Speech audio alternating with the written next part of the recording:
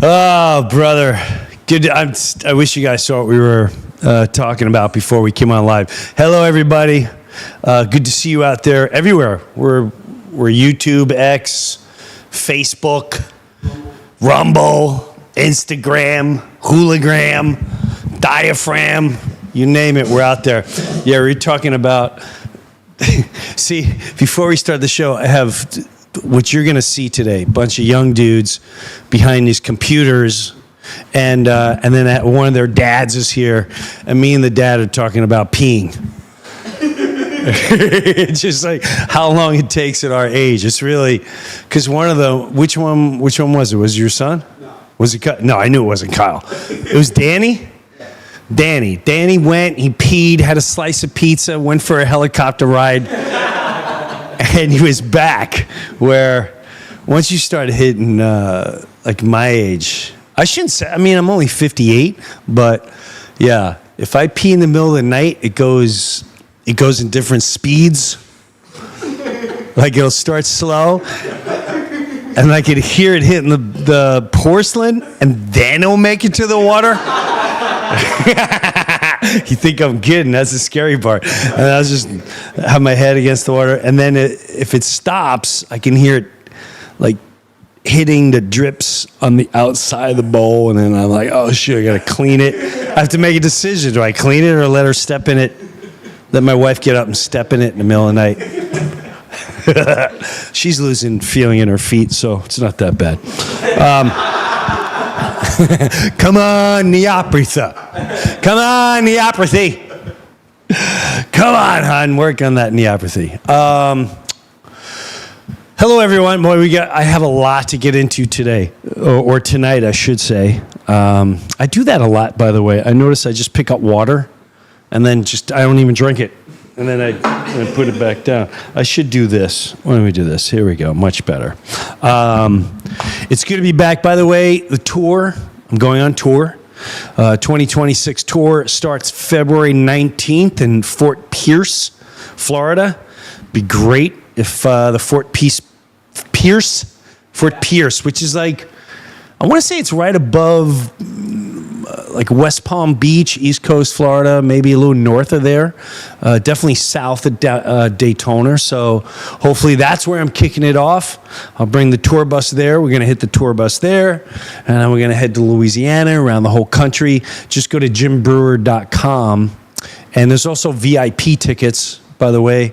So if, you want to take a picture and then sign the thing, and you sit in the first 3 rows. That's a VIP package. So if you're looking at it, you're like, what? $13? That's a lot. Some of them like $120, $25. So I don't know what it is. You'll find out when you go in there. Some of the things too. So this weekend, I left town. I went to New Jersey. It was like 25 degrees. I was prepped from here up, but it was cold. And I saw my in-laws. My mother-in-law turned 82 years old. And I will tell you this. You don't realize the shape of your parents or in-laws until you start comparing to others. I know a lot of 80-year-olds that are hunched over. They can't really walk that good. I know some that are still in rock bands and still crushing it. And then there's and I gotta say, my in-laws are doing great. But I want to show you a video. So if you've never seen the show or you never checked in, a couple weeks ago, we had my father-in-law, and he loves wearing his veteran hat. He's got all his he loves going to the Legion and all that jazz. And so, but he's also, I think he's on the spectrum. I really think he's on the spectrum, because you can literally ask him any date. Like, when my parents passed away, I've lost parents, sister, brother. I couldn't tell you the dates. And he'll sit there and go, no, it was August 23rd, 2014. That's when your father passed away. And your mother passed away 2017. Your sister was in August. Why? Like, who knows? So my daughter constantly, who's convinced he's definitely on the spectrum, and he's part Rain Man, because he really knows dates. We should have Herb like on like one of those millionaire shows or whatever. He's not going to have to call for a guest. He's going to know. So my daughter, just so you know, my daughter sits Herb down, her dad, and she starts asking him questions like, when was Herbert Hoover's birthday? And like all these dates. And he's nailing most of them. But here's my mother-in-law. When I go over to my in-laws' house, everyone's oblivious that there's an actual conversation. So if I start a conversation with my father-in-law, my mother-in-law will just T-bone that conversation, and just take it in a whole different spin. Then my wife will come. They never pay attention to what's going on. So thank God I had the camera rolling. So I'm trying to capture my wife. You know, I got my camera like this, right? And I'm videotaping my wife, asking Herbie, and now he knows I'm videotaping. So he'll look at me and he's kind of like, it's really, he mumbles, you know. But out of nowhere, my mother-in-law comes up, and she literally's like, she takes up the whole camera. She's like, Jimmy, you gotta put this on your podcast. And then you hear my wife in the background going, Ma, we're talking. We're videotaping. She's like, oh my God, I didn't know you're videotaping. But what's even funnier is what you don't see is we got to monitor her blood pressure. So now she's like, I'm in pajamas. And she's starting to freak out. She's going to be seen. So now we got to check her blood pressure because her blood pressure's going up. It's, it's fun to... Life, see, these are the simple issues that we have to laugh at and enjoy. Watch this video of my in-laws, and now this is my wife testing my father-in-law. You got this, Kyle? Yeah. Okay. No. Go back.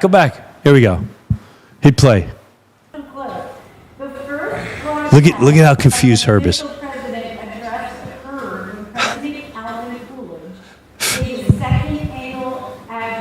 She's trying to get my attention. The transmission was so clear that Wait, she gets up. Look, oblivious I'm videotaping.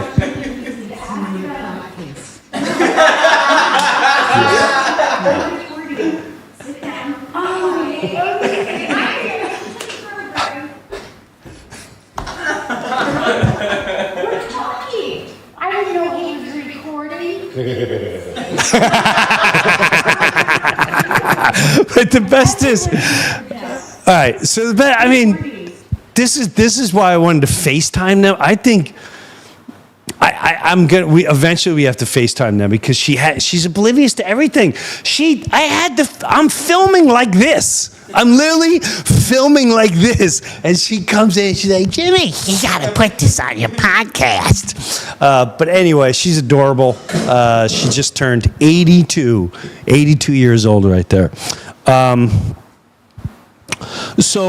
Real quick too. Apparently, and then we're gonna really I want to get into some of the videos that went out last week, and some other stuff like that, and actual fans that.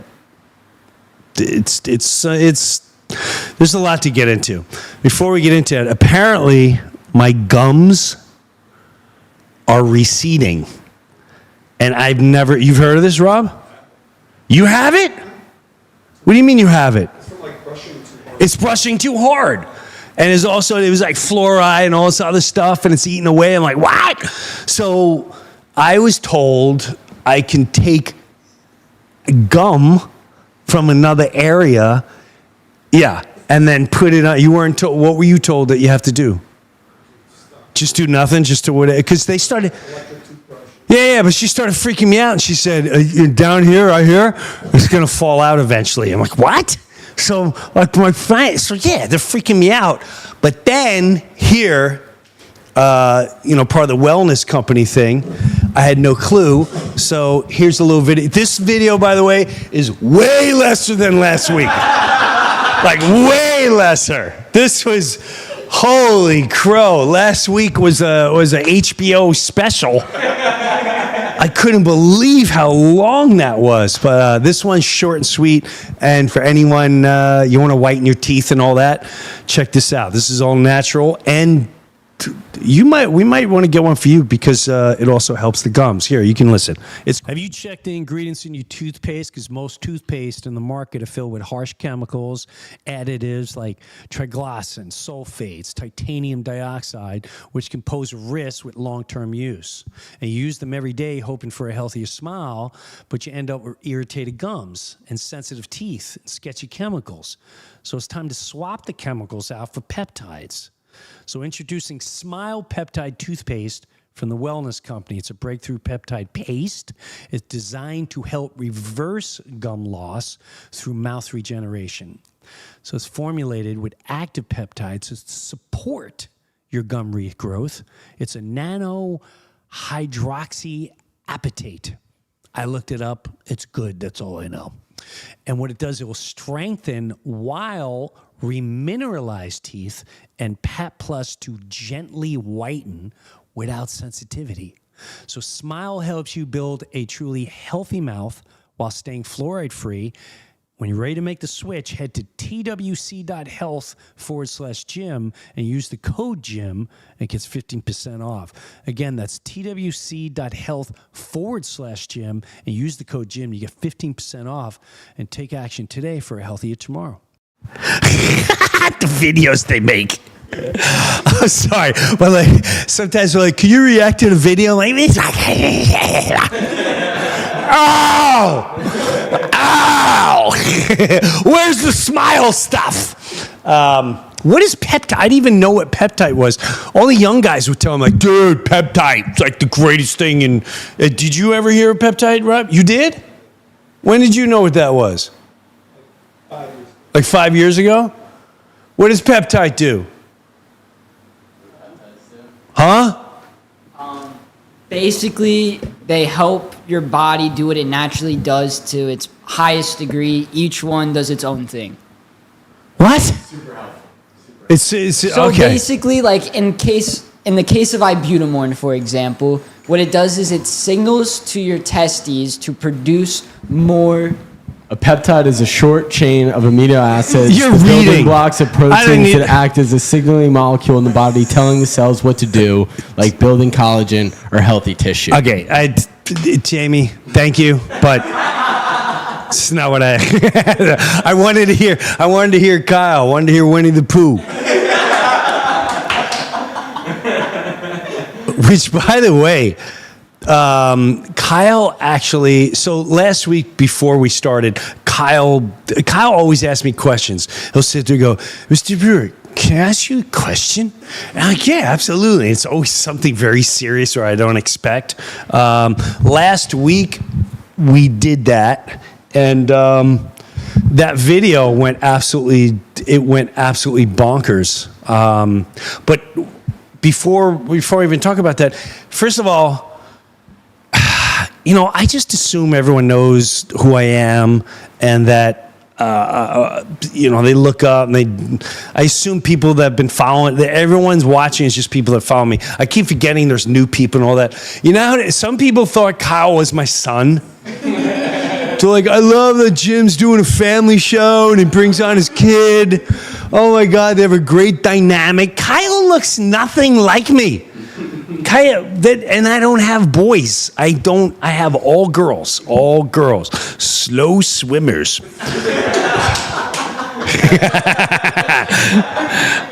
Especially, that was during the half-baked years. Right after the half-baked years, my swimmers came out like this. So, can we just float for a while?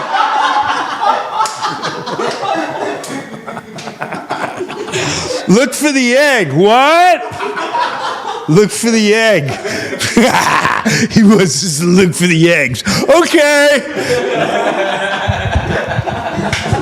Apparently we're on an egg hunt, man. So no, I don't have any. I don't have any men in my family. I just have a male cat who's a little bit of a fairy. So technically, yeah, I have no male. So, but the other thing is, some people too thought Kyle was a journalist. People, literally on Instagram, I read messages on Instagram, by the way. So literally on Instagram, there were messages that said, now this journalist is the way you're supposed to do it. He just asked the question and he just let Jim talk. And then there'd be 50 messages going, and that's the kind of journalism we got to get back to in America. We need more Kyles in America. And I'm like, oh my God, these people are crazy. And then there was a few. It was one meathead. I love the trolls. The trolls would do this.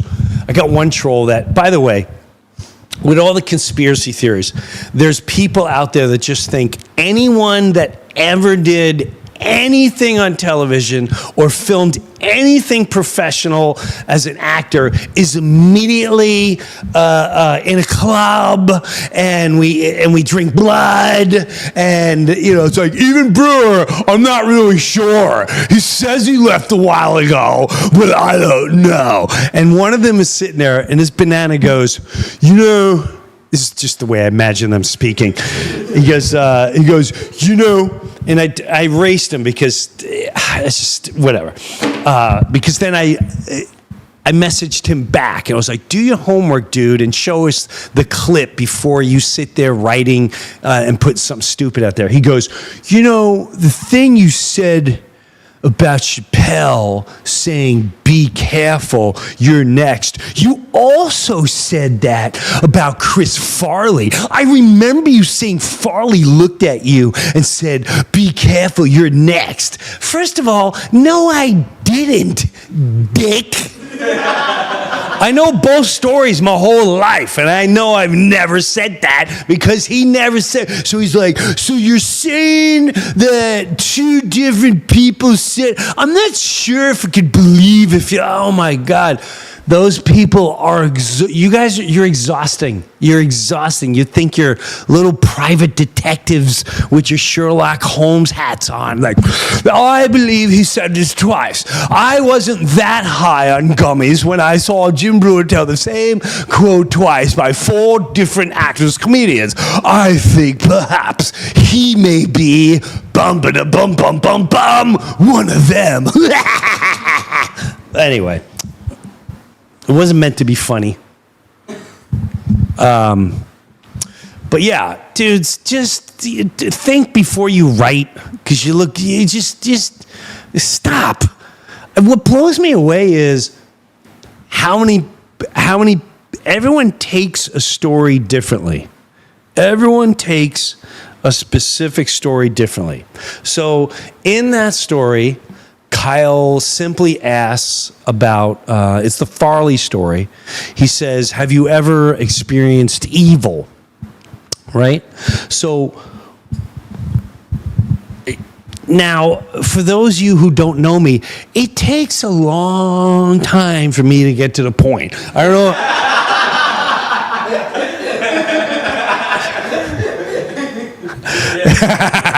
Yeah, hence why Danny on the other side does this once in a while. Yeah.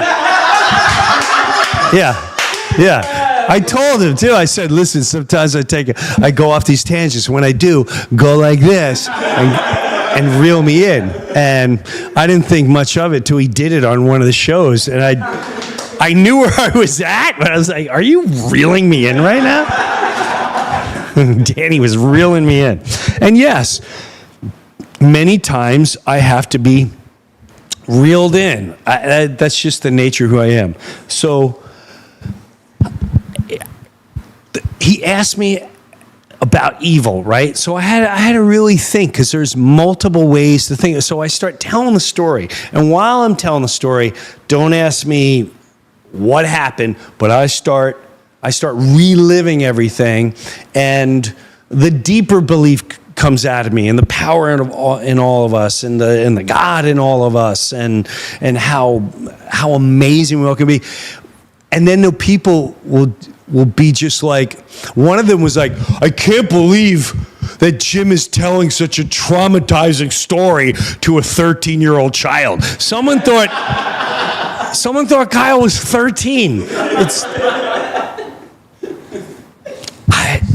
Wow. It never seems to amaze me what the thought process is about a lot of people out there. But I will say this. The story really resonated with a lot of people, and we have people banging on the door right now. So we're either going to get taken out on the live feed. I'm not really sure. I think I know. I think I know who they are. I think I know who they are. Yeah, they oblivious, like my mother-in-law. They're totally oblivious that there's a show going on. Come on in, you bananas. It's not like you're live. Come on in. I thought it was in Bonita. Come on in. Look at these two bananas. Look at. What's up, Patrick? You guys, so sit where you want. What's up? How you doing? How you been? Where's the other? Oh, wow, you brought this guy, too. This guy can stomp wildfires out, and he's got 9-inch feet. Come on in. This guy's 6'11". Oh, what's up? What's up? Jim. This is Jim. What's your name? Steve Hagenbuckle. Steve Hagenbuckle. Steve Hagenbuckle. Live Fest. Can I show you, Steve? Do you mind going on video? Yeah, you're right. Come here. Only a Steve. Stay right here. Come here. Tell me this ain't a Steve. I've never met you before, right? I don't think so, no. No, I know I never met him. He looks like a Steve Hagenbuckle. What are you, dude? What are you doing? You guys are coming in hot. Oh yeah, thank you. Have a seat. So, are you a rock star? Yeah, actually, yeah. Rock star, it's gotta be. Nobody dresses like that unless they got cash or they're a rock star. Or both. It's both. Well, nice meeting you, brother. Yeah, have a good one. Your energy intimidates me. Go sit down. You're smaller than they said you were. Yes, that's true. But I'm close enough to grab your nuts and bring it to your knees. I don't fear men over 50 with cut-up jeans. That's called image control. I'm going out pretending 16. He's all good until he misses a step on his way out and he pulls his hamstring and he's in physical rehab for 6 months. Then he's got to wear some sneakers. Look at these. What's up, Eric? What's up, big dog? How are you? Good, man. You never got so this guy here, can I show you? Sure. Okay, you don't have to get up. You don't have to get up. No, I don't. This is so the two on the right here. But this, Jay right there, Eric right here, Patrick Dearborn. This guy, see, I'm more worried about him than you. I ain't gonna lie to you. He's just got that. That's a guy that'll strike you real quick and it's over. So we went to a Metallica concert. And just to let you know, we were in Tampa, right? And you kept asking, dude, I want Hetfield's. If I can just get Hetfield's autograph, and I told him point blank, like it ain't gonna happen. But it didn't happen, right? No, I went backstage with. You went backstage. You went backstage with Lars Ulrich? Yeah. You did? Yeah. What was that like? It was great. Well, come over here. Come over here. On Sunday. What's going on? Oh, they got mics. Okay. There you go. Check 1, 2. I didn't listen. Do you have anything bigger? Listen, before we even go, on my life, I didn't plan this. I really didn't. I just heard a bang on the door, and I met What was your name again? Steve. Steve, the cowboy rock star, and the hitman from Israel, right over there. That's an Israeli assassin. I don't care what anyone says. I've said too much on YouTube. He's saying too much. If he mentions Palestine one more time, send him the guy with Patrick Dearborn immediately. Can we invade El Salvador immediately and take the attention off us? These damn Palestinians are a problem. They're killing us in the ratings, Trump. I know. I'm working on it. So you got to talk to Lars Ulrich. So yeah, I went backstage with Lars. It was Lars. Lars was there, and Robert Trujillo. Big fan. White people call him Trujillo. Trujillo. The Latino would call him Trujillo. Robert Trujillo, but you can call him Trujillo. You know what I mean? I was there to see the big guy. You know? Yeah. That was a good time. Oh my God. Yeah, we crushed it pretty hard. I saw you dancing. You were the Bro, these guys, how old are you? 52. 52. You clearly have a high stress job. I did. Can we talk? You did? You're done with it? I sold. Yeah. You did? Yeah, I sold, but I'm back in again. I bought back in. So I've never seen this entire crew. I've never seen gentlemen over 55 years old beat the lit, like take alcohol and put it in a headlock and just come back. Oh yeah. We killed this guy, 52 years old, he's like, where were you staying? Just bring it. No, where were you staying in Tampa? Where were you staying in Tampa? At the Edition. At the Edition, No, he's like, Hetfield was there. you said that. He was staying there, and we got these this bungalow, and I said, let's get the one in the middle, because if Hetfield comes, he'll either be on the left or the right. So we've been drinking all night Friday night. We get up in the morning, start drinking all day Saturday for breakfast, everything. We're ready for him. He's No not playing. naps? No, we took it. Well, here, that's what I'm trying to get to. we took a nap for a minute. What was it now? In a little bungalow, and they Yeah. said he was here for 2 hours while you were sleeping. So we were out. No, we were out. We're gonna trust me, he's coming. One more tequila they're like, shot. he just left. 3 Like, more where'd he go? tequila shots. Let's get some nachos for everyone. I'm just gonna. Yeah! Ooh, yeah! No, we waited. What happened? He's We waited all gone. weekend. He was gone. Yeah. I saw him leaving. I go. I just woke up. I said, hey, we just took a nap. I said. They said, yeah, he was here for like an hour and a half, 2 hours. Oh, damn. We And were you, out. and you slept the whole way. Yeah. Well, that's a champ It was right great, there. Great to see you, man. That's a champ. Yeah, good to see you Thanks too. for trying anyway, too. Yeah. No worries. You can have a seat, bro. Yeah, sit down here. Sit down. How's Jay doing? I'm good, brother. I can't complain. This guy's out of his bird. We were in traffic one time. We were coming home from a concert. I'll get it out. What concert was that? Motley Crue, Def Leppard. Motley Crue, Def Leppard. And listen, I've seen Motley Crue many times. No disrespect. You got to tighten up. You got to tighten up. Vince Neil's like, he was out of breath. I don't know who the sound guy is from Motley Crue, but he was horrifying. Am I exaggerating? I was getting nauseous because all you heard was. It was bad, and I didn't think that Def Leppard could follow Motley Crue. And I said, who put this gig together at the Hard Rock in Hollywood, Florida? And then Def Leppard came out like they were 1985 on a mission. 87 years old, Def Leppard. And they fucking 87 years old. Yeah, well, yeah, they're old. They're old. Yeah. And there are a couple of them are armless. They're like, yeah. Yeah, and the one guy got his ass kicked that night, too. The one-armed guy. Only in Florida can Def Leppard. Are you reeling me in, bro? Do we just lose Liz? Is that what's going on? We're dropping hard? They lost everyone. Okay. Okay. Damn, I just got reeled in by Danny. Jesus, Lord Almighty. So anyway, what's cool? Before you came in, we were talking about last week.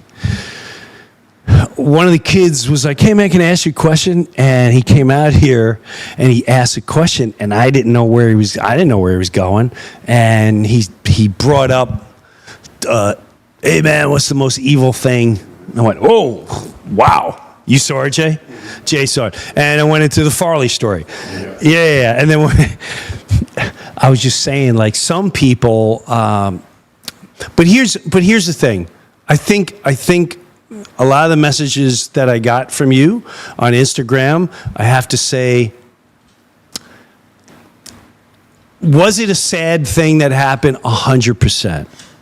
And there's a lot of people out there, I'm telling you,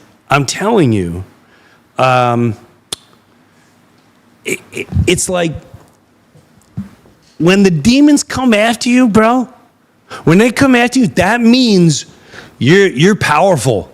You're powerful inside. The brighter your light, the harder they're gonna, and they disguise themselves well. They'll come in as a family member. They'll come in any direction they want. Find out if he loves whores. Yes, sir. Yes, sir. Find out if he loves to play with himself on camera. All his sexual disturbances. Yes, sir. And they'll do it. They'll come at it. So I think what a lot of you got was tap into that. It's going to guide you.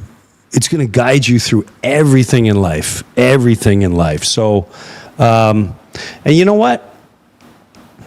For Chris, I told you at the end what that taught me was trusting my instinct as life moves on.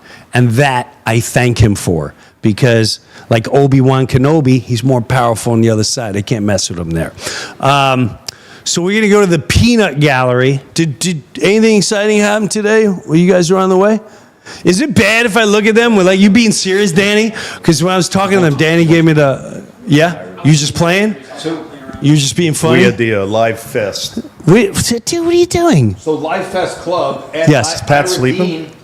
Ira Dean came to National Life Fest Fest. Club. Steve This Hagenbuckle. is Steve's place. And Steve Hagenbuckle is hosting. He hosts Live Fest in Naples every year. There goes my whole Live Fest.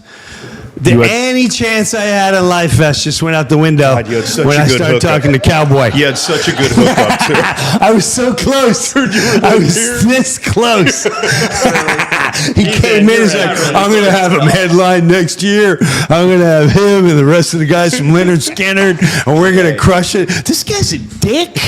He looks like he's high. He's talking about my jeans. He's out. So you came. Careful what you say, man. That's right. I realize I'm not worried So about it. we interviewed Ira on the podcast. It was pretty cool. I heard it was really good. You were saying it was fantastic. Played a few I songs. wanted to get Ira Dean here. For those of you who have no clue who he is, you can look him up later. Ira Dean. He's written 1 million songs. He just toured with Brooks and Dunn. Listen, I'm not a country guy. I had no clue. Like, I would tell my country friends, like, "Yeah, I'm gonna go fly see my friend Ira. He's playing Brooks and Dunn." They're like, "He's playing with Brooks and Dunn?" I'm like, "Yeah, they're in a stadium." Of course they're in a stadium. Of course they're not. I had no clue they were that. I had no clue. Huge. And Ira, to understand the dynamics of Ira, Ira would talk about someone that was playing, who always felt good while they were playing, and Louisville. We went to go visit in Louisville, and all I'm going to say is we laughed through. We just kept watching. Ira would be playing, Ira Dean be playing, and he'd look over his buddy and just start going. Anyway, maybe we'll get into that later. Is he coming by? Really? He said, "I gotta come by with the guy that took me hunting." He told everybody, you're the deadliest hunter of animals of all time. Okay. If Ira Dean comes, I'm going to be super excited, and I'll tell you why. A couple things here. One, I was freaked out when I moved down to Florida. The stand-up clip just started going over. I wanted to find a redneck, and I'm being dead serious. I need This is where propaganda messed up. You could say whatever you want about a redneck. When things go down, and they're gonna go down, if you ain't friends with a redneck, you're done. You're done. You ain't hunting. You ain't growing food. You need to know how to booze. You got to make booze in the woods. You got to know how to, dude. That alone. Oh my God! You get one guy's like, all I need is some oranges and a couple apples, and get me some possum urine. We're gonna be drunk for a week, boys. Give me about 3.5 weeks, and we're gonna have a good time. All right. Ira Dean, he came up to me and he's like, you serious about that hunting? I said, I don't know if I can kill an animal. He's like, we'll start with a bird. Ain't really an animal. Yeah, he's like, it ain't really. It's not real. Yeah, he's like, it don't really count as an animal. I'm like, it's all how you look at it. Now, I can't, listen, you don't understand. We save bugs in our house, okay? That's the house I live in. Where you going, Patrick? He's not impressed. Iris downstairs? Yeah, no, Patrick's like, yeah, I'm done. I don't want to talk to him anymore. So, did Patrick drink tonight? Yes. He did, right? Louisville. He drank a lot, too. But he definitely drank. Just like Louisville. The redneck's coming out in him. There A little bit of redneck's coming out in There it him. is. Should I hand this to him? What's up, Ira? What's going on? You got a redneck. I found myself a redneck. Here we go. This is it. I haven't changed. Come What's on. going on? Where am I sitting? Here, yeah, let me get you a seat. Is that your car? Beeping in the whose car alarm is going off in the parking lot? Yeah, that's me. Is that you? Yeah. What's up, buddy? What up, baby cakes? How you doing? Should we Nice shoe. Oh, thank I had you. to change shoes, man. I had to get comfy. Oh, shit, look at them. We got to go back there? We got to go back there? We're going to sit in front of P. Diddy? Man, I'm not comfortable putting my ass to P. Diddy.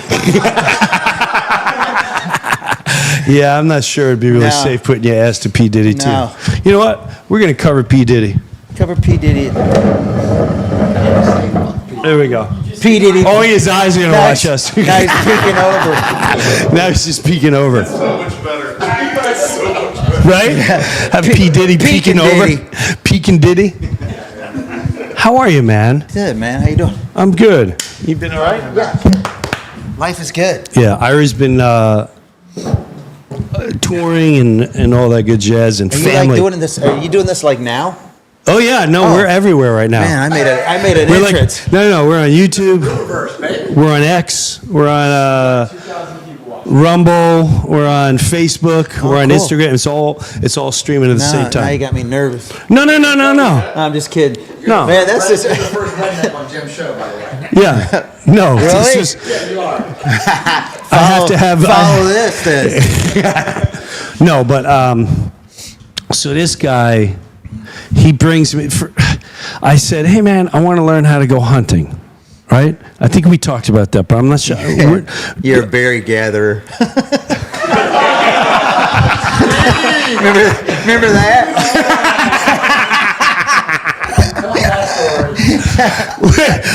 Wait a minute, I'm not sure I remember that. What do you mean I'm a berry? Wait, what do you mean by that? Your wife said you're a berry gatherer. Oh, that's right. My wife, of all people, my wife said he ain't a hunter. He's a berry gatherer. Yeah, Right? Dee said that. Yeah, I know. That's why I was like, we got to definitely get you to kill something now. Well, that's another thing. I went. Now, my wife, who you know, she's all about Jesus. Yeah. And so she's like, and so are you. Yeah. Yeah. So, and she's like, you're not killing an animal. And I literally told her, I said, hon, if things go down, and as much as people want to call it conspiracy, They locked the whole world down, and they were like, "You will get the needle in your neck, or you will not go back to work, and you will be outcast. You are a grandmother murderer. You are a killer. You want to see your grandchild in the hospital? Take this, or you." I mean, it was madness. And if they're willing to do that, which they did, we're all going to pretend it never existed. Okay. I was like, dude, I got to know a redneck that will teach me how to eat when the things go down. So I'm so glad I'm wearing a hat with a turkey on it right now. I just realized that shit. I'm not a redneck. Wait a minute. Yeah, I am. Yeah. So you take me. Can we get into some stories tonight, maybe? Yeah, do it. Yeah. Bro, I'm in. This guy's a plethora. When I say a plethora, is it plethora or plethora? Plethora of stories where I'm like, what? Wait a minute, what now? And you kind of have to chip away, and then the more I hear it, I don't even know where to start. I'm like a kid. I just realized what my hair looks like with this hat. I look like a freaking scarecrow. I need to get this cut. Look at this. It looks like it's sewn to the hat. Yeah, some people are gonna want to know. Don't buy it, man. Take it up. See, real deal. It's real. Real deal. Yeah.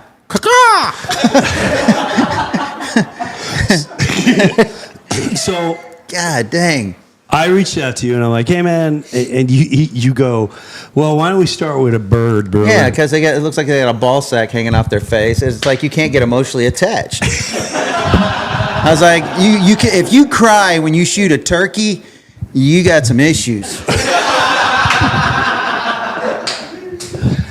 Like I get like crying like you shed a deer and you're like, oh Bambi, but a turkey, really? Well, I could hit one with a 9-iron and sleep great.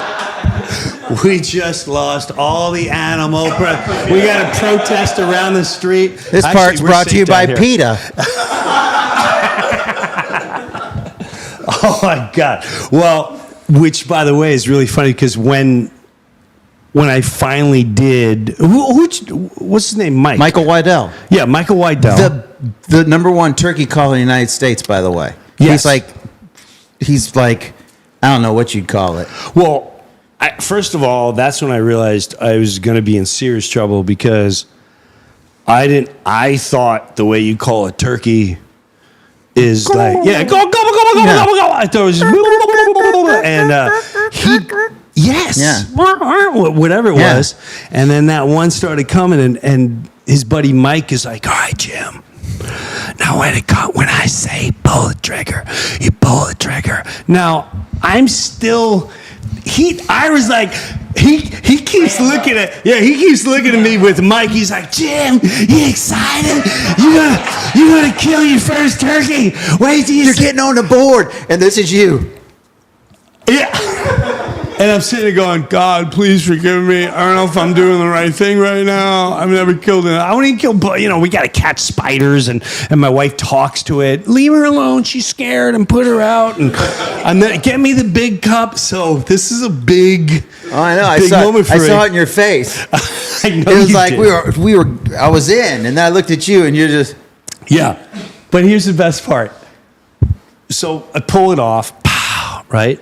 And Ira and Mike are like, man, Ira's like, Jim's on the map, Jim, and where's going? And I'm looking at this thing like a scene in Platoon when the guy's, his hands is slow motion, and I literally pick it up. You picked it up like a baby. I did. I picked it up like... He was waddling. He was like holding it. I was, and I'm looking at him, and I'm like, I'm so sorry. Oh my God, I'm gonna eat you, and you're gonna nourish my body. And Ira takes it. He's taking the bill, going, "What's the matter, Jim? You all sensitive? What's going on right now, there, Jim? That was a good shot, Jim." He's doing this for like 10 minutes of trying to have a moment. But yeah, that it was awesome though. It was really awesome. There's nothing better than like taking somebody and they get their first bird. It was. And you did good, man. I did. I Yeah. mean, you shot it right. It was a good shot. I know. Right I in was, the face. Right in it the was at face. the base of the neck. Yeah, where the wattle hits the feathers. But I mean, you hit it in the face like a fastball, man. Just right in the grape. Just pop. Yeah, it was pink, and then this is another thing. Then I want to see how they butcher, and Mike's just cutting it, and he's got the leg, and the leg has those claws on it, and I'm still a little like, wow, this thing was just kind of gobbling, looking for some ass about 15 minutes ago, and now he's going, no, you might not want to eat it. It's tough, but it's good back scratcher if you want to. Like, yeah, I had to hide everything from my wife. You know, my wife said, how'd it go? I'm like, yeah, no, it was all right. I didn't catch anything, but it was all right. Ira has, I always say, bro, you were a movie waiting to happen. I'm telling you, forget the musical journey that you've been through. You know how and the amount of uncomfortable it songs is? you. Wait, I hate to interrupt. You got the cool mic, and I'm holding this thing like the dating game. Remember that? Is this noticeable? Freaking hamster on a stick. Go ahead. Do you want to switch? No, it's okay. Okay. It's heavy. It is heavy. I know. It's a little. Here, It's a little awkward. I just put that on my leg. Yeah. There you go. Could you? Okay, go ahead. No, I really believe that you, and I told you this. Your story is an unbelievable movie. And so the first thing I'm blown away by Ira, which he doesn't even really talk about, right? You're sober. Yeah. Okay. Before you became sober, tell us, you live in Nashville, but now you know, a lot of you know from my father and everything else, what a huge Johnny Cash guy was. Like huge. If you watch the documentary, The More Than Me, where my dad, and I'm taking him around before his life comes to an end, Johnny Cash is a huge, that was my first concert. My first told me that, concert is Johnny Cash on Long Island in Westbury. And Ira's like, yeah, I lived with him. Like, what? What do you mean? Like, what? But it's not even the what. It's a more powerful. It's a very powerful story because you're young. I found out you can live with anybody if you just don't leave. You just say, no, I'm here. You're living there. And I went there for lunch. How do you end up there? How do you end up? And how old are you? How old are you when you end up in Johnny Cash's I'm 20 house? at the time. You're 20, but Yeah, you I came turned from 21. where? I came from North Carolina. I was a maintenance man at the Elizabethan Inn Hotel, and I got electrocuted. And I was like, man, I'm a shitty maintenance man. I'm like, I'm done with this, man. And I'm not like talking about and be done. I was like, out, like out. Out. You're laid I out. wake up, and my boss was named Ray something. He was countrier than I am. And he's like, are you okay? And like, every muscle in my body was killing me. And I was like, out. And he's like, you take the rest of the day off. I was like, no shit. You know what? You earned this 1 hour. Go home, take a nap. And I really didn't have to go far. I lived at the hotel at the time. So I called my brother. Well, I didn't even call him. I went over to he had lived in a pink single wide. And I went over there and said, man, I'm going to L.A. or New York. And he said, you got like $400 to your name. Let's try Nashville. So I came to Nashville. But what was going on at home? That like where your parents' situation? My dad lived in Virginia. My mom lived in Minnesota at the So time. you're 20, living just with your brother? I was just kind of on my own. I went to 20? Oh God, I've been on my own. Yeah. When you just go to people's houses and don't leave, you can live on your own. You just crash at their pad for a while.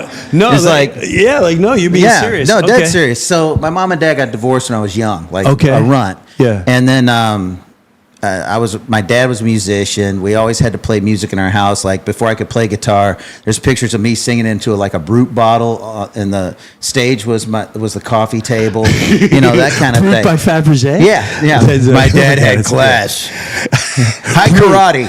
That's freaking amazing. Brute Okay. bottle. So we all, my brother played guitar. Yeah. And I play. I wanted to play, but my hands were too small, so I ended up playing drums. I go to Illinois and trying to make my dad happy. There's a great college there, Southern Illinois, has a great music program. Yeah. I auditioned. I got in, and I didn't want to get in, and I got in. Now I'm stuck in college, and they gave me like a partial scholarship and to play drums. And then they politely asked me to leave after like 2.5 years, 3 years. So I went back to North Carolina, became a maintenance man. Okay. And then I get electrocuted. And I moved to Nashville. Okay, so you're in Nashville, and are you trying to become a musician? Yeah, I was a musician. I played beach music in North Carolina on weekends. What year is this around? Okay, I graduated in 87. Wow. Yeah, I'm 85. So. Yeah, and then I went to college for a quick stint. I moved to Nashville in 90. So I moved to Nashville in 1990. How do you end up in Johnny Cash's house? So And by the way, before you even said, do you kids know who Johnny Cash is? Yeah. Oh, thank God. You have no clue how many times. It's a little frightening. I just realized there's kids behind that screen. Yeah, you just realized You're like, little you kids kids. had- I'm like, who the hell you talk to? And I hear, yeah. I was like, oh, you're back there. I call them kids. They're all, They're one's hiding behind the 19 screen. They look Exactly. like P. Diddy back there peeking over your picture. It's like, fucking, we know who he is. And they go back down. So I got a gig. I moved to town. I got a gig at this place called the Bell Cove Club. Okay. And it was $30 a night that I played and all the beer I could drink. And I wasn't 21 yet. So it was Okay. really cool.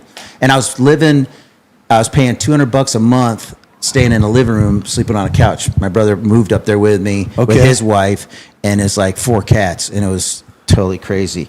And You're not even 21. no. Yeah. No. 20 years old. 20 years old, just- playing in some place. We'll give you a beer. And You just $30 get a a night. stool and a guitar and you play up No, there I was for a couple playing hours. drums. I was Oh, yeah, playing you drums at played the the time. drums. Yeah, I'm Okay, playing all drums right. at the time. And I end up meeting a bunch of like modern day hippies out there. It was at that time, Nashville was a cool hang. It wasn't just like cowboy hats and stuff. There was like this whole like, Right, whole different culture and everything. like a bunch of people that looked like they should be playing for the Spin Doctors. You know, like, like tie dye and dreads and Right. bare feet and sandals and, Right. and then there's me with a turkey hat, you know? Right. And so I get there, I'm playing, I meet this guy, he's got long red hair, it's like down to his butt. And he's about my age, and it's John Carter. And they said, like, there's, that's Johnny Cash's son. I was like, yeah, okay, whatever. And because he never really bragged about it. He was Right. a cool guy, and we became best friends. And he's a musician Yeah, at the time? we formed a band called the Electric Iguanas. And we played, like, crazy rock stuff. Really? Yeah, like Spin Doctors, crazy, outside crazy stuff. You and John Carter. Yeah. Okay. And there was 2 guys in the band, JW and Eric. They ended up getting a record deal. Google the Eric Hamilton Band on Curb Records and listen to that record, and that's the kind of crazy stuff we were playing back in the day. Is there anything with you and John Carter? No. There's a song I wrote. That was one of my first cuts on that album called I Hope I Didn't Take Too Many Mushrooms. That's on that album. So This was, see, now I want to hear this. Do you have a copy of this somewhere? yeah, it's probably on iTunes. You'll find it? Yes, it's probably on Will it iTunes. be at your house? If Yeah. I go to your house, I'll be able to listen to this? It's probably on iTunes. You probably pick up a Really? phone and go, Too Eric, many mushrooms. Too Many Mushrooms by Eric Hamilton Band. And it's probably on there. Well, people are going to Google it now. Google it now. They're going to be looking it I up. make my 7 cents. All right, so You guys, the kids behind the screen are Googling it. Yeah, no, they totally are. You say anything, that's what kids... Okay. Here they go. Look All at right. them. Google Ira Dean's arrest record. No, I'm just kidding. I'm just kidding. Don't. All of a sudden, it's just like it just looks like P. Diddy in the County Orange. It's just bam, bam, bam. So, anyways, we play this, we get this rock band going, Yeah. and I can't make rent. I can't. I'm barely making $200 a month. You know, Okay. after living. Yeah. And so I went to John Carter, and he's like, "So what's going on with you, man?" I was like, "I think I'm going to go back to North Carolina and beg for my job back because I was down to 100. I was down to 168 pounds. Oh, wow. Yeah, I look like a stop sign, just a stick in my head. And so he's like, "Oh, come over for lunch. Just come Yeah. over to the house for lunch." And so at that time, I was driving a Chevette with no floorboard in it. It had one of those It was temporary. like Fred Flintstone type thing. No, going on? it still rode. I just saw the street going by. Yeah. You know, and if you were drinking and got pulled over, you could put the beer on the ground and put your mat over it, and then get your ticket, and they'd walk by and you pull the mat up and get your beer off the ground. True story from what I've read. But my daughter's like, Dad. So. Your daughter, who, dude, there's so many stories to tell. We don't even go. I know. Daughter who you didn't discover Yeah, until. she found me when she was 19. There's a lot of stories here. Yeah. That's all. Yeah. All right. Go ahead. Keep Best thing that ever happened to me. going. Yes. And I don't drive a Chevette with no floorboard in it no more, by the No way. more. Those days are over. So it didn't have heat either. And I used to put a milk jug full of water in the microwave and heat it up and stick it in my lap in the wintertime and drive it. I am not joking. I was broke as a joke. I was broke. And that's why I needed. This is why you need a redneck, because no one's gonna. Who's gonna think of? Well, we're gonna have to heat up a water jug and put it by my crotch, and that'll get us from Chicago to Minnesota when it's in the midst of February. Like, Yeah. nobody's gonna think of that. You gotta keep your No one's giblets warm. doing that. We got no heater. Look up Iredine. He's got a survival kit. So he gives me his address. Yeah. I drive down and the house is banging. I mean, it's like stupid. And there I come rolling in like. And you know Johnny Cash is in there. No, you know this no, is, not at okay. that time. No, Okay. I just think this kid's living fat. That's all I know. And I pull in, Right. and there's a guard shack, and there I come in with my Chevette, and there's a Mercedes. Beer going, and yeah. I'm like putting my beer on the ground, With the put the beer. mat over it, and I walk up, and the screen door was propped open with a Grammy. Swear to God, and it had been there for a long time because there was cobwebs all over it. It was tarnished, and I'm like looking at this Grammy, and it says Johnny Cash on it. And so I knock on the door, and the door opens, and Johnny Cash opens the door, and John Carter still lived with his mom and dad. And I'm like, "How you doing?" And he's like, "Come on in." And so I came in, and How do you really say it? he's like, "Come on in, son." And so I went in, and, Come on in, son. and there's June, and she's talking, and I'm just going, "This is crazy." Now, is he asking you questions? Is he No, like, not really. He's like, "So I hear you play," and I was like, "Yeah, a little bit." And he looked out and saw my car out there and giggled. You know? I was like, "You didn't have to do that. Don't be a dick, John. Don't do that." you became his next song? Yeah. So, man, me and Big John just we locked up like Legos. He was like my second dad. He was great, man. And but first it was John Carter, and then I ended up spending the night in the round bedroom. And you try to make a bed you ever try to make a round bed? There's no corners to fold stuff under, man. I just put everything in the middle, you know. He had a round bed? Had a round bedroom, and that's where I stayed. And it was just weird, man. Every wall was mirrored. Well, all right, let me ask you this. So now when you wake up the first time the next day, are you showing up in underwear? Like you wearing pajamas? No, I can't. in No, Johnny I put my Cash's clothes. house? I Like, put what- my clothes back on, Yeah. and I went downstairs. What's breakfast look like? He was is he making greeting you? breakfast. He was making eggs and bacon. Really? Yeah, and then after a while, when I come downstairs, June said I was the stray dog they fed that wouldn't leave. That's what she said. And so I'd come down, and he would sing "Drunken Ira Hayes" every time I'd walk down. You know, Are you serious? Swear to God, "Drunken Ira Hayes, he won't answer anymore."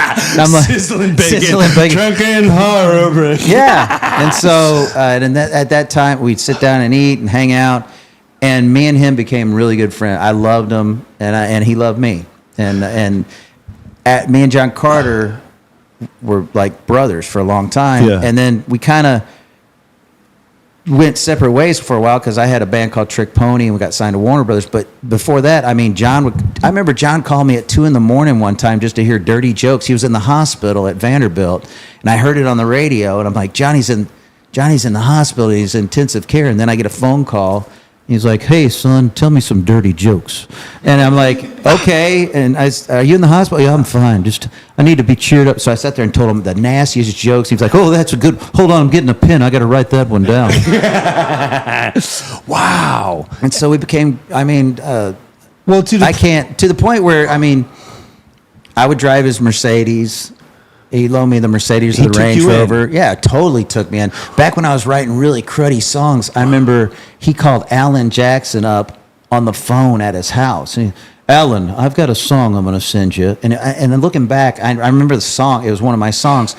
It was horrible.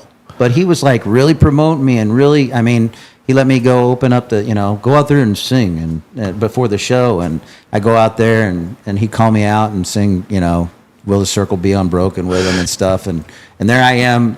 And everybody's like, great. And I sign autographs and I go home to my Chevette with no floorboard in it and drive it around. Well, that was fun. Yeah, boy, if they only knew. Wow. Did he ever, one other question, I don't want to, because you're sober now and I want to get into. No, you can talk about it. I don't care. Yeah. I had a blast. No, I know you did. The stories are still being talked about in Nashville because of me. Well, there's another thing. Like I got to know John Rich for a little bit. And I go, John, my good friend Ira Dean, great guy. And John would go, yeah, I knew the other Ira quite a bit. Yeah. And but that's all he'd say. He goes, I like this Ira. Yeah, this Ira keeps his clothes on in bars. This Ira's a lot tamer.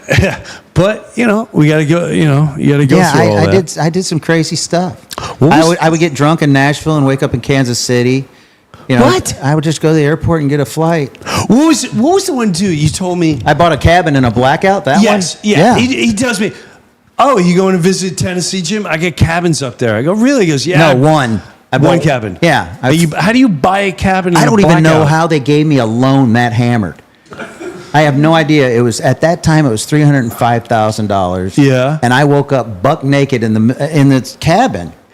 And I woke up and I'm like looking around and I'm in this log cabin in Gatlinburg. I went up there with my guitar. Well, the other guy in my band, Keith Burns, and we had talked about. You get a couple beers and you're like, it'd be great if me and you ended up with cabins up here. And like, yeah, let's get some cabins. And you just talk smack. And then, man, we went deep. We went deep. And I wake up and there's like bank papers on this table. And I'm in this cabin and I'm buck ass naked. And I walk out, I put my jeans on, I walk out on the porch and I look over in the cabin next to me, there's Keith. And I'm like, what happened? He goes, we bought cabins. And that was it. And I owned that cabin till about 4 years ago. I finally sold it. Yeah, I made money. That was a great drunken investment. That was. What was it with you had something with a goat too, and I can't. Oh, the goat. Yeah. That was at the Hank Jr. concert. Hank Jr. So, okay. Yeah. Back this is in the all day, while you're doing Trick Pony. Trick Pony. I would get tipsy on the bus. And I'm like, I need a goat named Steve with a backpack on it, and we could keep beers in it. And because I'd go, just dumb stuff. Because I go, hey, give me a beer, and they go, get your own beer. I'm like, no, I need a goat. I want a goat with a backpack on it, and I could just keep beer and ice in it, and just go. And the little goat come walking up, and then take a beer. And so that was the ongoing joke for years on the bus. Wait. You said I want to go, and someone got you a goat? It was my birthday, and we were in Detroit. On my birthday, we were playing with Hank Jr. Okay. And I walk out, and there's my stage manager, Cindy Sands, and she's got this goat on a rope with a name tag that says Steve on it. And we're in Detroit, Michigan on an outdoor fest with Hank Jr. And she goes, here you go. And I was like, no way. So I'm walking around with this goat on a rope. And... It's my birthday. It's my birthday. And so so all of a sudden Hank Jr.'s road manager comes over and goes, are you Ira? And I was like, yeah. And there I am with my goat. And I started early that day doing that. That's right. Now, Hank wants to see you up on the bus. So I go up on all right, and I tied my goat to his rearview mirror, and I went up on the bus, and he's like, wait a minute, the goat's outside the bus? Yeah, the goat's outside. He's out there. So Hank weaves in his bus. And there's Hank, I played on one of Hank's records, Almira Club. I played bass on it and did all the backgrounds, but I never really got to hang out with Hank. Yeah. It was like Hank would be sleeping on the couch when I'm doing my parts kind of thing, and we never. So I walk in and there's Hank in full Bo Cephas mode. Ira. He's like. Oh my God! I swear to God, he's like a redneck anchor man. Totally. He's like, are you kidding me, brother? You know. He's like, if you mix Anchorman And Are you kidding me, brother? Hey, brother, are you kidding? Yeah, he's diamonds on every finger, you know. I'm like, Yeah. you doing all right? Oh, are you kidding me, brother? Check it out. Are you doing all right? You might want to do Yeah. it. And so he's like, are you a drinking man? It's your birthday. And I was like, oh, yeah, I've already started. And he's like, do you like dark liquor? And he's very, very outgoing. And I was like, yeah, I do. And if somebody knows Hank out there, dude, actually, you know what? They're probably going, he is like that. Yo, But- Hank, why do you drink, Hank? What? So he said, he got on his little radio and called the road manager up. He says, Ira's birthday. And he grabs his solo cup and he takes a Sharpie and he draws a big line on it. It's a clear cup. And he goes, do not let Ira's drink get below that. And What time is this? This is the afternoon? You still got to do a show. This is like early in the afternoon. And there's a show that night. Oh, yeah, I had to play. Okay. All right. And you still got a goat tied to the thing Yeah, outside. so We're just getting started. So- Oh, my God. There I am, and I tied the goat to the monitor console. I play the show. Whoa, whoa, whoa, What? whoa, whoa, whoa, whoa, whoa. What? Wait There's a minute, goat in the we wings while I do my show. Wait a minute. So you're getting hammered with Hank on the bus? Yeah, before the show. Okay, so you guys are crushing it. You're doing Crushing shots, it. all that. All right, now going, you- going. And then they go, Ira, showtime. I'm like, okay, here we go. And so I did my show. the goat? I said, Where do you bring the goat? I went to the monitor engineer, which was named, can't remember his name, but I was like, here, watch my goat. On the side of the stage. Yeah, he's over there tied to the monitor console. He's over there just watching the show with a name tag that said Steve. And so, Please tell me there's pictures of this thing. oh yeah, there is. Is there really? There's gotta be. Okay. I used to have one, but it's at the very end of it, and I don't show that part of the party because it got way over the edge. Not like Not P Diddy crazy. not P Diddy crazy. No, but there's it no got crazy. I mean, we got goats. We got. I mean, I'm just I saying. didn't drag some woman away from an elevator or Okay. nothing. It was All right. it was all good. Yeah, it Come was- here, goat. You're not going nowhere. Kicking it. So All right. So we did done with the show. Hank calls me back up on the bus, and now we're really going. And so he's like, I'm going to go on, or you're going to watch me? You know, he's very outgoing. Very theatrical. Yeah, very. Yeah. And so I'm like, yeah, I'm going to do it. And he's like, gives me my cup with a line on it. And so I'm on the wings with my goat named Steve. And I would take like 3 drinks out of this drink, and this guy didn't want to get fired, his road manager. He come running over and just swap the drink out and disappear. I'm like, damn. So I start drinking on this one. I get it down about that far, and here he come again. And man, You and- can walk. Can you? Oh walk? yeah, I can walk. Oh Okay. yeah, All right. yeah. Not in a straight line, but I could walk. And so I'm really tore up, and I'm on the side of the stage, and I'm watching, and this girl is in the audience wearing like a Harley Davidson leather bikini top looking thing. Okay. And she's like flashing them at me, and I said, I love your top. And so she just takes it off and throws it at me. Okay. And so I'm like, Heidi. And Heidi was our lead singer in Trick Pony. She can vouch for this. Yeah. I yank my shirt off. I go, put this sumbitch on me. And so I'm wearing this tassels. I don't think they could see me. Apparently, everybody could see me. I'm wearing a leather bra that says Harley Davidson with tassels on it, a goat named Steve, a drink, and my Buddha belly just out there for the world to see. And so Heidi takes this big fat Sharpie and writes I, and then a heart around my belly button, and then Hank. And there I am. Oh God. For all the world to see, I love Hank. 18,000 people, and I'm sloshed, And they're having a ball, and Hank's singing, and he's like, country music, and he looks over and he goes, holy shit!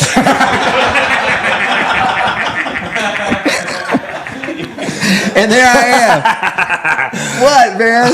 And he's like, brother.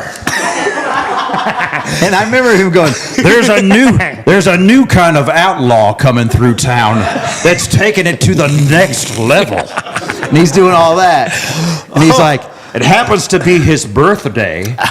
And I'm like, no. And he's like, Ira, come on out. And so I walk out on stage with the I Love Hank across my stomach, a leather bikini top with tassels, and a goat named Steve on a rope. And he's like, you want to sing one? And I'm having a hard enough time talking. And I just went, yeah. And so they bring me a mic, and the goat is between us, and he's laughing his ass off. And so we sang, I think we did, if you don't like Angry, you can kiss my ass. Or so, I can't remember what it was. But we're singing, and he'd take a verse, and I'd take a verse, and we'd sing the chorus. And I look down at the goat, and the goat is freaking out. It's scared to death, and it's dropping round poops out like a gumball machine. And it's like piled up like a pyramid behind his ass. And it's just popping them out. Yeah. And so at the end of the night, Hank's like, that was crazy. And I'm like, yeah, that was awesome. And then, so he drives off, and everybody's on our bus going, all right, we got to go. And there I am with my goat.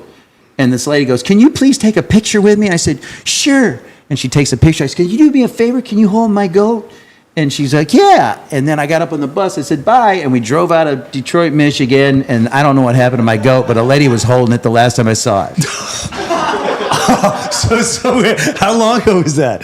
That was a long time ago. That's 20. So there's a goat named Steve somewhere in Detroit. The only goat in Detroit. The only goat in Detroit. Yeah. If anyone knows the whereabouts of Steve from 20 years ago, let us know. Well, you gotta come in here because listen, yeah, those are stories what Ira has of the crazy years, but dude, your journey. I'm getting a bicep workout from this microphone. I'm just Jack LaLanneing it up here. I know. That's why I switched to this thing. Here. No, man, it's good. No, but your journey, you went into, then you got sober, and then your sober world brought you into this whole other world where even you're married now. Yeah. You had the album, you wrote songs about your wife, but can we hang one time and we get into even some of those stories? Yeah. And how you, years later, run into your daughter? Yeah, I'll be happy to talk about that. How much we do that again? Oh, can we tell real quick? Is that cool? Are you cool? Yeah, I'll just give you the edited version because there's some things like I can't talk about. If it's too personal, we don't talk about it. No, it's not too personal. I just don't want to bring. I don't want to bring up anything that she wouldn't be cool with. You know. Understood. Yeah, understood. The short story is, my daughter grew up thinking the guy that was married to her mother was her father. Okay, and which happens a lot. Yeah, and I was on the road. Yeah, you know. And so, I guess when she turned 19 and was getting ready to go to college, she was moving into the college, and I guess she had a spat with her mom. And anyways, her mom threw my name out, like in an argument, and then she said, "Who's Ira?" And then her mom left. From what I understand, this is what I understand. Right, you don't know This is hearsay, and the guy who she thought was her dad, which is a great guy. He just passed away. His name was Dale. Great dude. Sat her down and said, okay, your biological father's name is Ira. He's a musician. He's on the road. And I knew Ira, and I married your mother, and I raised you as my own.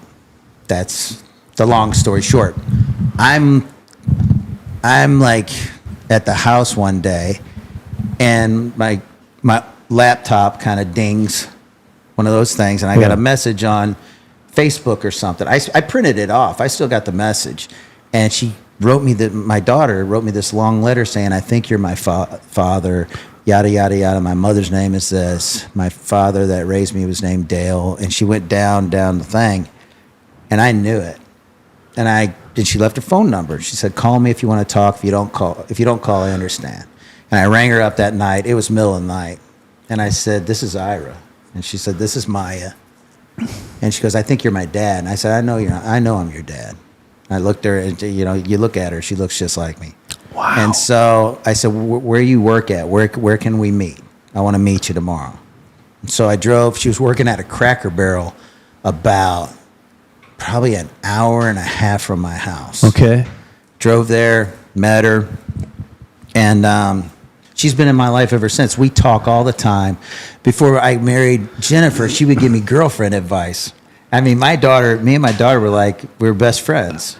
And so, yeah, she was going to college. Now she's married to this great guy named Jacob, her college sweetheart, who I love to death, a hardworking dude. She's got 3 kids. I'm a grandpa 3 times. Right. There's like 3 girls that actually they don't call me grandpa, they call me OG, the original grandpa. And yeah. The original grandpa. OG. And they're coming down to Naples 18th, and we're going to have a great Christmas together. Yeah, it's a whole different, and she's been in my life 11 years. And she has never met the old Ira. Thank God. And that's I remember we'd have coffee and you told me the story. When you would talk about her, you'd completely light up.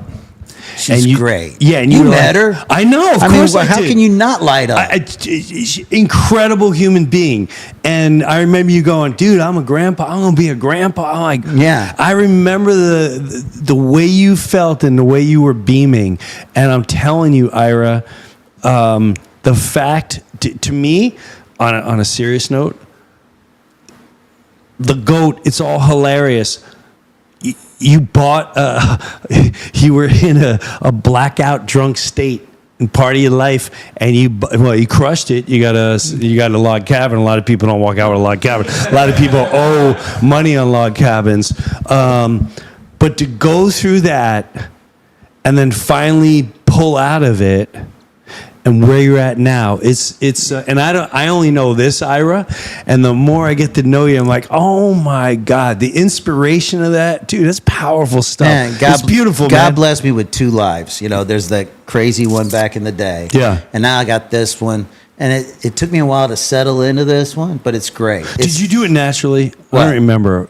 The dry just out? stop drinking. Yeah, the dry out. Dude, I tried to dry out 100 times, man. I went to rehab in 2005, and it lasted a year to the day. I always relapse on my birthdays. So now I'm sober. I've been sober for years and years and years, and I don't know exactly what day I got sober on, and I don't want to know. Right. I don't want to Who know cares? what month it was. I don't want to know what day it was. Right. And so I truly take it as a one day at a time program, and I just thank God I'm sober today. And I wake up tomorrow and say, God, keep me sober today. And I've been doing that for years. Well, you're the man, bro. Thanks for hanging out. No problem. Where can are you working on new stuff? You going on tour? What are we doing? I'm going back out on tour with Brooks and Dunn and Morgan Wallen starting February. You can get on iradean.com and go to YouTube. And I got a new album called I Got Roads. Go check that out.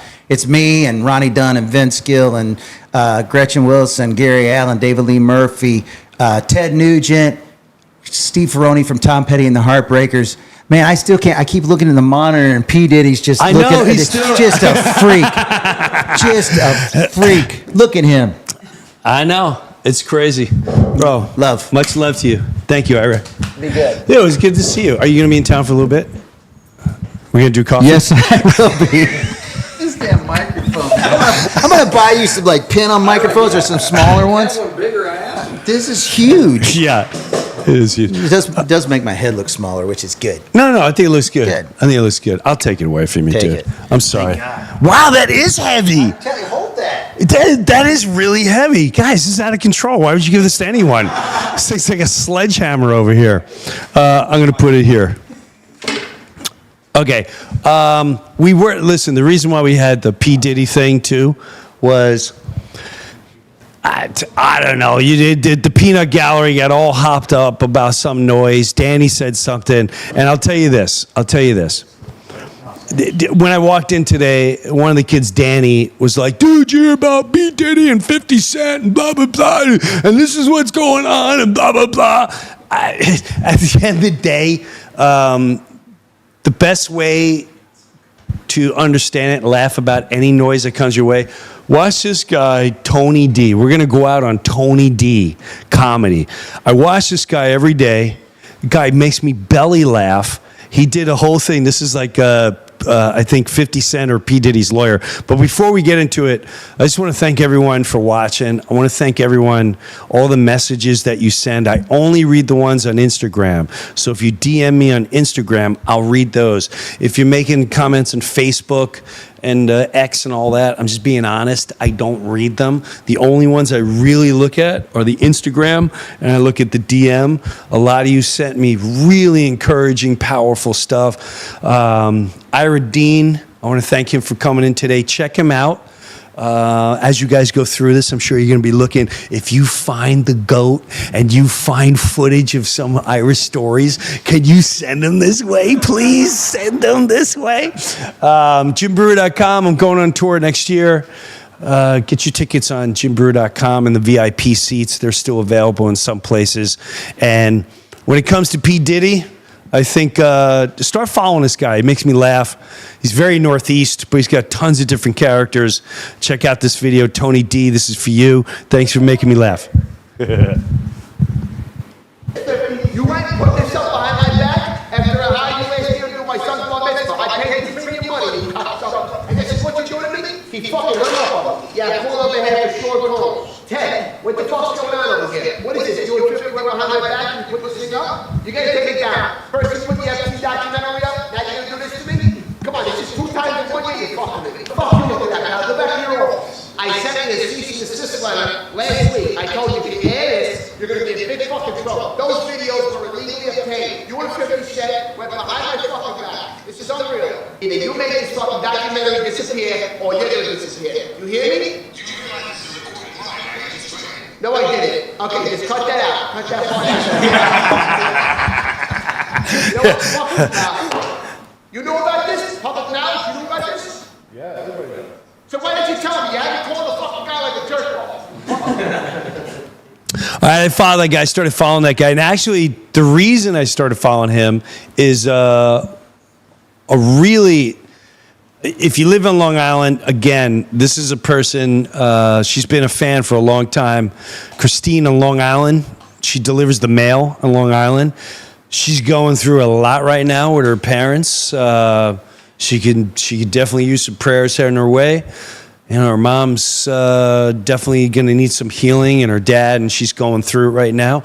But she's the one, she's also a pit bull. If you're ever attacked by a negative message you make, most likely it's Christine trying to take you down. She's been, I'm not even kidding, she's been following me for years, and if anyone tries to write anything nasty, she goes in and then she'll reach out to me and go, I'm sorry, I couldn't help it. I went on their Facebook page and I tore down their entire embassy, their family, everything. I'm like, you gotta stop. Don't take it personally. She's like, sometimes I can't help it. But she is the one that started sending me these videos, and me and her have been going back and forth, and I wish her the very best, just like I wish all you the very best. See you on tour in 2026. Thank you, Ira Dean, and thank you guys for hanging out, and thank all of you for your positive messages. Turn off the noise. Turn off the noise. It's all noise. It's all noise. Let's bond together and turn off the noise. Have a good one. JimBreuer.com. See you out there. Hey, what's up, everyone? Jim Breuer here. Tickets for my Find the Funny Tour 2026 starts in February, ends in May. Get all your tickets at JimBreuer.com. Don't go any other way, because it's going to take you in areas that you didn't want to be at. JimBreuer.com. Hit the link of what city you want to go to, and I'll see you on tour. Tickets are going fast, so please, before they sell out, get your tickets now. You know, Christmas present, a little present for somebody. I'm just saying, trying to hook you up. And there's VIP. Take a picture, first couple rows. Just saying, little snap pic, boom, boom, me and you. All right, JimBreuer.com for tickets.